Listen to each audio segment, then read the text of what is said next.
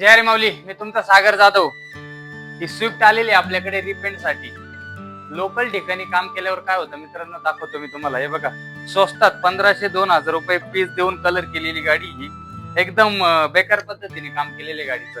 पूर्ण रस्टिंग झालंय गाडी आणि पूर्ण ती बॉडी शॉप बोलून वरती आलेली, कोटिंग फुटलेली, पूर्ण गाडी पिवळी पडलेली मित्रांनो. काम करताना 2 रुपये जास्त गेले तर चालतील, चांगल्या ठिकाणी काम करा मित्रांनो. बघा, गाडी दाखवतो मी तुम्हाला.